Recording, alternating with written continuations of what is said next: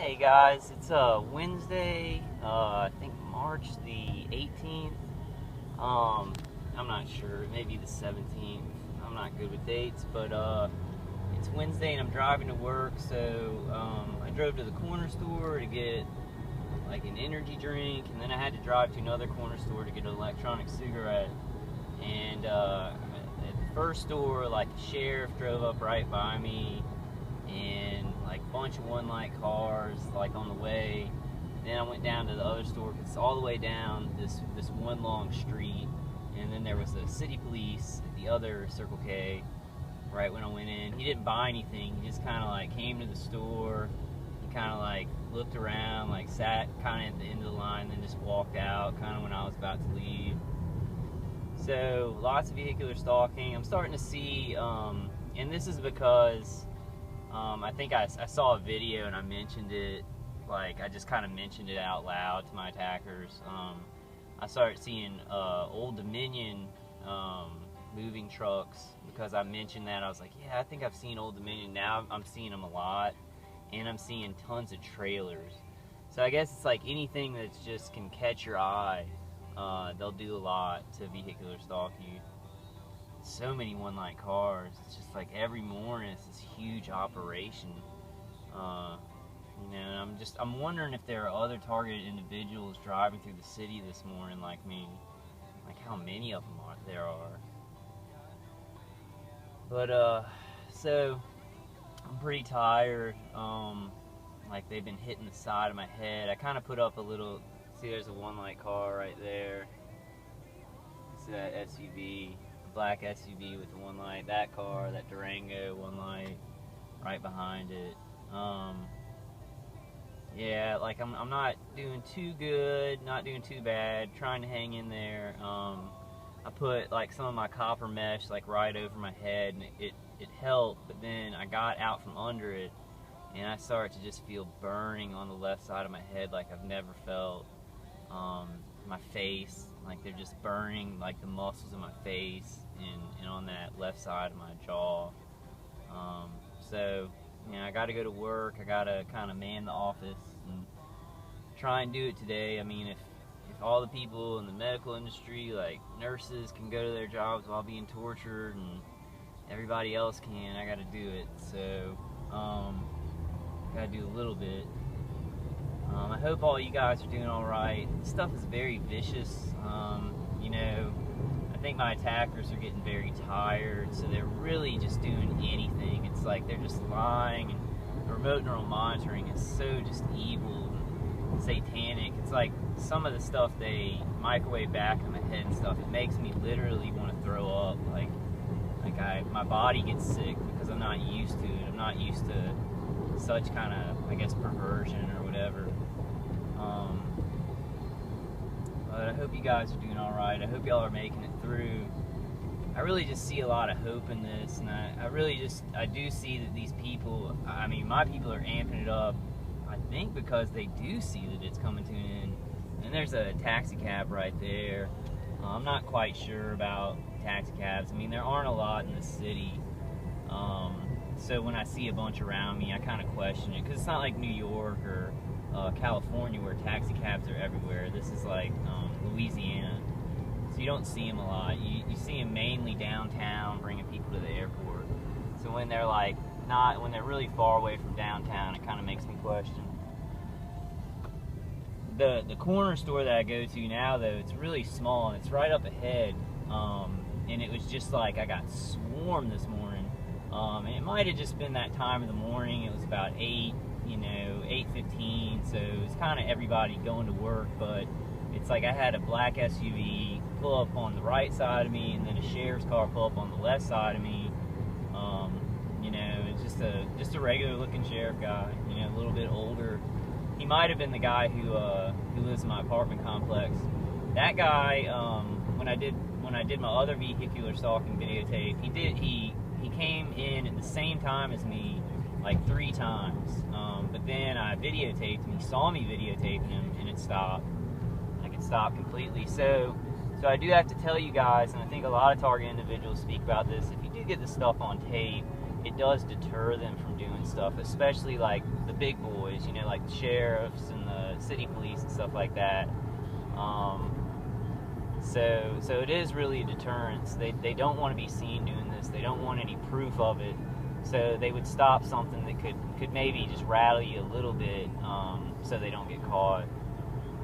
It's a really tough thing. I mean, I know we can win. Like, I know we can get through this and convince people. But it looks like I don't know, I hope it's not a long road, but my targeting is getting pretty rough.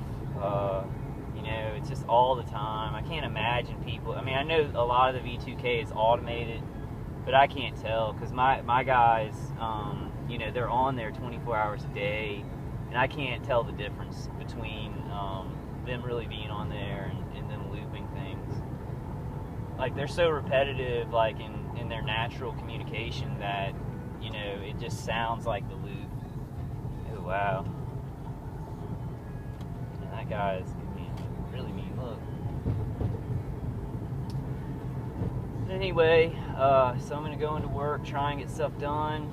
Like, I feel like Two-Face this morning. Like, I literally feel like the left side of my face is just like all the nerves are burned.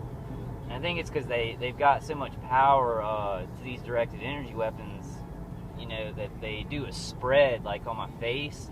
So it's like one huge beam that covers like the whole area of the face. It really stings all the nerves and really makes the muscles taut.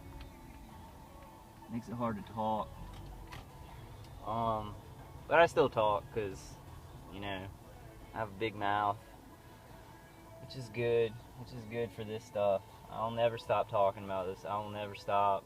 Like, I don't care what these people do. This is so wrong for our country. It's gonna hurt us. It's already hurting us so bad. It's not the way to do things. It's just not gonna. It's not gonna control anything where we have peace or freedom. So just gonna fight it till it ends. You know. I'm not seeing a lot of one-light cars now. I did want to just videotape all the way to work. There's one, that red SUV right there, one-light car. There's another SUV coming up, one-light car. I'm getting some good stuff on tape. I guess that it's, and there's the FedEx car going by. You see it? FedEx is definitely like part of this. I mean, I know everybody would, some people would maybe disagree with me, but I'm certain about it. It's 100% certainty.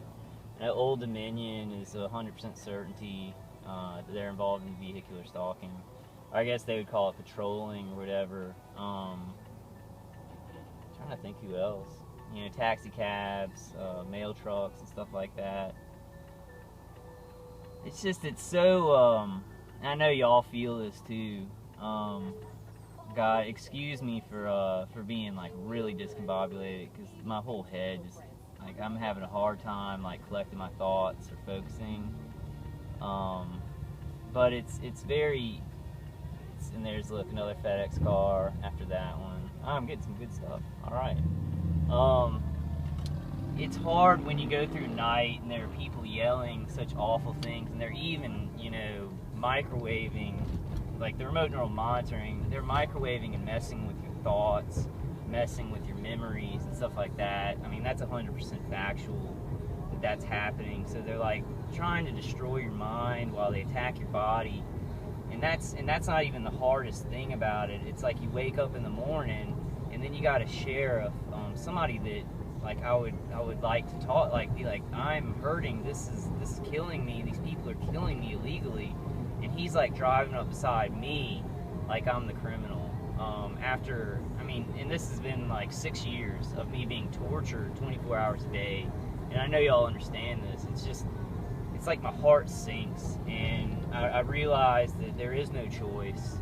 You can't accept this stuff. Like, I mean, it sucks. It's like we're all getting crushed in this big wheel, but there is no choice.